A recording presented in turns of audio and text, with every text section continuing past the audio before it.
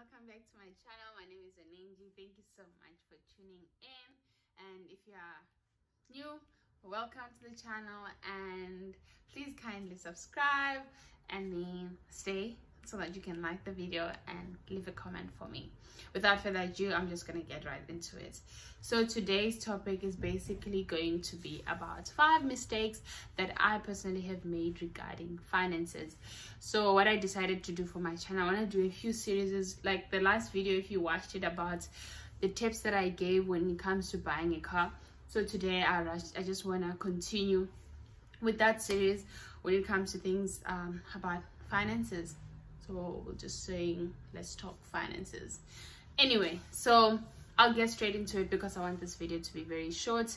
One of the things that I personally feel like I made the mistake on in my 20s when it comes to finances are as follows. One of the things that I'm really strongly against, for people that know me around me, they'll know that I advocate against taking things on credit, mainly because I've been down the road and it hasn't been an easy road.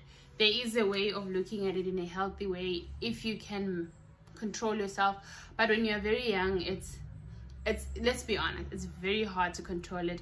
And for me, how it started, this is how I first had an account when I was in uni in first year.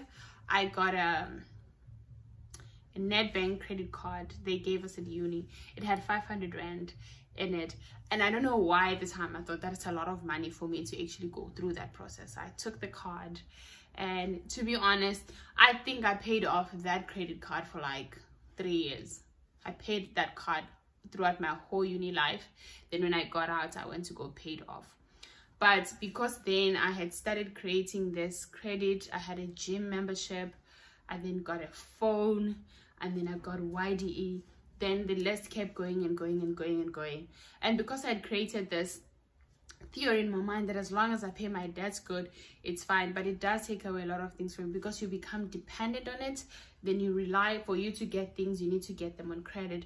And I myself started buying things that are too expensive for me, that honestly I couldn't afford, but because it was very easy to simply go to Topshop at the time, go at Edgar's, do whatever to buy whatever I wanted. And in the meantime, your credit starts building up, and these shops, they're not very merciful when they're giving you out a credit. I remember when I opened my Edgar's account while I was still a student, they gave me a credit of 12,000 rand. In my opinion, that is reckless lending, if you ask me, because how do you think a student should have a 12,000 rand credit on their clothing account? I had a sports scene, I had a YDE, and it took me years. It actually took me last year to try and pay them off, and some of them I'm still paying them off. So that's number one. Number two, I think it's important that we teach ourselves the importance of saving. No matter how small you are saving, no matter how much you are earning, it's important to create a culture of creating a safe net, if I should call it that. This means that it will teach you discipline in a way. It will also teach you to, you never know.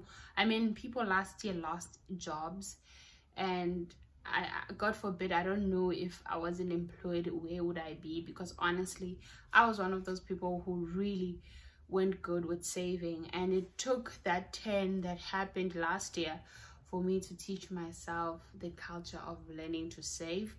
Am I good at it? No, but I'm learning.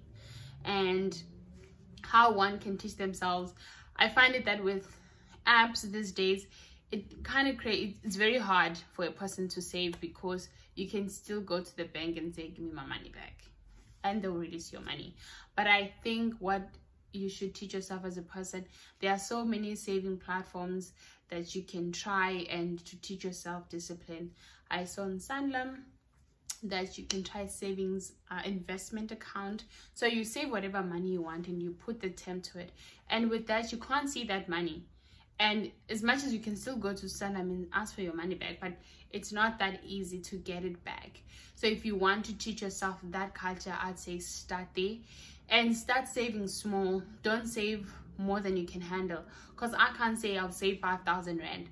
In a week time, I'm going to withdraw that money. I don't have it. But if I gradually grow into saving and I create that culture, it will help me to save. Okay, another point is teaching yourself how to budget. Why am I saying this? It's important that you create a budget, and it will help you track your spending. And by this I mean that when the month ends, create a list of all the important things that needs to be done, and then break it down from there. Because I personally am one of those people who say I like to see my money before I actually start splurging or paying the bills. And sometimes I find myself splurging before I pay my bills, because I still like that comfortability of seeing my balance a bit thicker. And I think for me that is my mistake, not budgeting well. So when money comes in, write down everything. This needs to go here, this needs to go here, this needs to go here. And in that budget include your savings. This needs to go here. Whatever you are left with, then that's money for you. You can consider that that's a payment to yourself.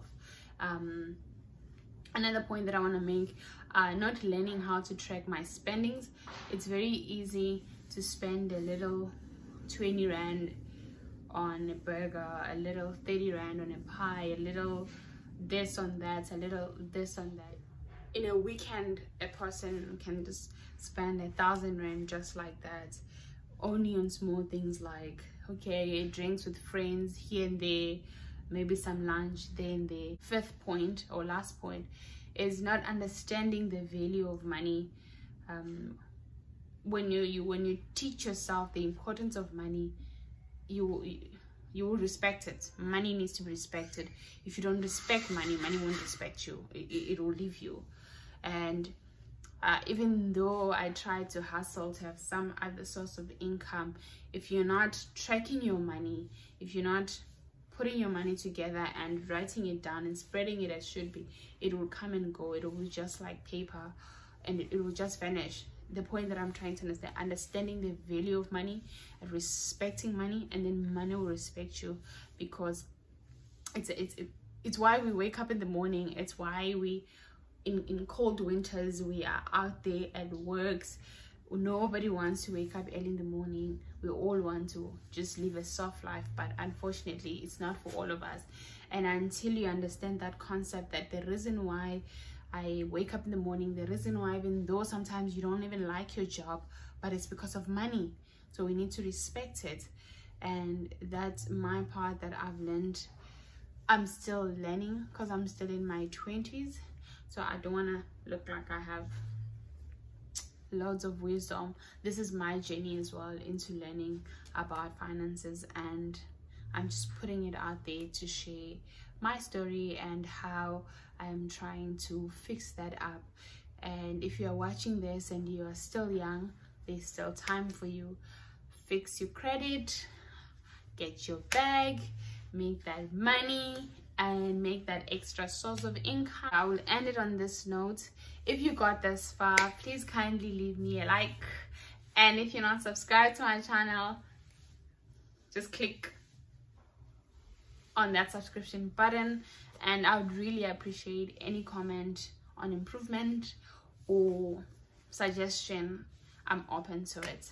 So thank you so much, and I'll catch you on my video next time. Bye.